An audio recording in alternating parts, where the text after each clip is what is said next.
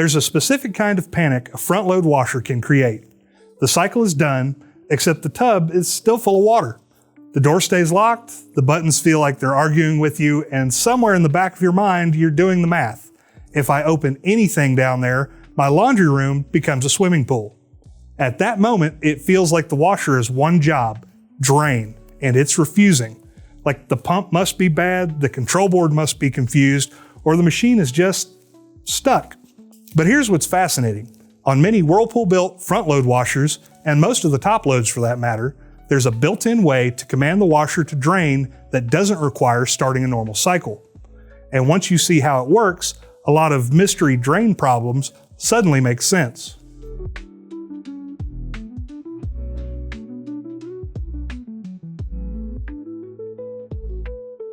A modern washer isn't just a motor and a pump. It's a system that constantly asks questions. Is the door locked? Is the water level sensor reading empty yet? Is there an error stored that's stopping the cycle for safety? Is the control seeing the pump drawing current the way it expects? So when you press drain and spin, the washer often isn't thinking, sure, drain. It's thinking, before I do anything, do my conditions look safe and consistent? That's why people end up in the same trap. You assume drain is a simple command, but the washer treats it like a whole program with prerequisites. And if one of those prerequisites doesn't look right, maybe there's a stored fault, maybe the cycle didn't end cleanly, maybe the control is in a weird state, you can keep pressing drain and spin like it's an elevator button. The elevator isn't coming. Whirlpool washers have a diagnostic service mode that technicians use to test components. It's not secret exactly, it's just not written on the console. And inside that mode is the most useful thing when you're stuck with a full tub: a direct way to run the drain pump test. You're not asking the washer to run a whole cycle, you're asking it to power one part, and that's why it often works when normal controls don't. Before you start, set yourself up to win. If your tub is full, assume you may still need to drain water manually later, so start with damage control.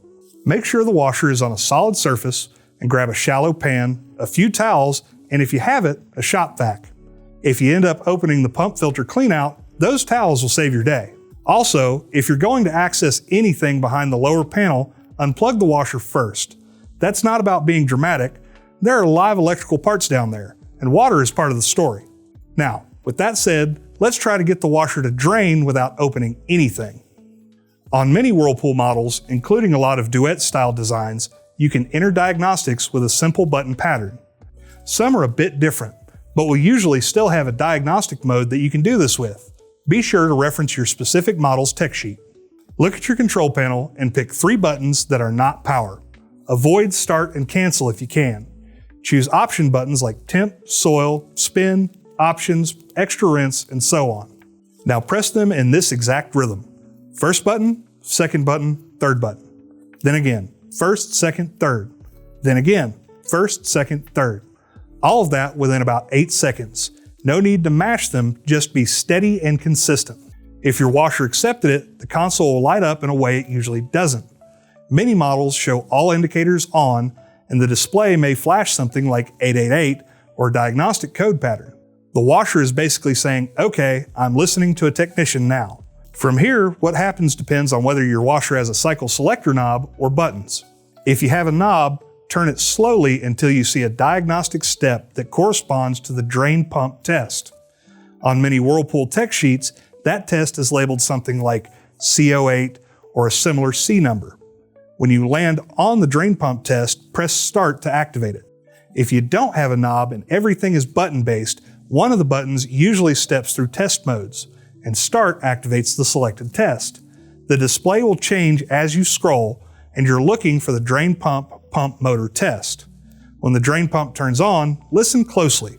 A healthy pump usually has a steady, smooth hum, and you'll often hear water rushing through the hose or standpipe shortly after. Let that test run long enough to meaningfully lower the water level. On some models, it times out on its own. On others, you can stop it with cancel. Once the water level drops far enough, the door lock typically releases after a short delay. And that's the first big oh moment. The lock often isn't the problem. The washer is simply refusing to unlock with a high water level. Drain first, unlock second. This is where the detective work pays off. If you hear the pump running, but the tub doesn't drain, that usually means the pump is spinning, but water can't move. The most common reason is a blockage. Coins, hairpins, small socks, lint clumps. Front loaders are incredible at finding creative ways to collect those things right at the pump filter. At that point, the diagnostic mode did its job. It told you the control can power the pump. Now the problem is likely mechanical and not electronic. That's when you'd move to cleaning the pump filter cleanout behind the lower front access panel. And that's also why you stage towels in a pan first. If you command the pump test and you get silence, no hum, no vibration, then the story changes again. Now you're not fighting a stuck cycle, you're looking at a pump that isn't being driven, which could be a failed pump, a wiring issue, or less commonly, a control problem. Diagnostics is valuable because it separates the washer won't cooperate from the part won't move. That's not just trivia. That's how you avoid replacing the wrong part. The reason this drain mode feels so satisfying is that it flips the relationship. Instead of negotiating with a full wash program, locks, sensors, checks, and rules, you're issuing a focused command: run the drain pump. And when it works, it's not because you found a cheat code, it's because you finally spoke the washer's language. So if your Whirlpool washer is holding water and holding your clothes hostage, remember this: don't just restart the argument from the normal buttons.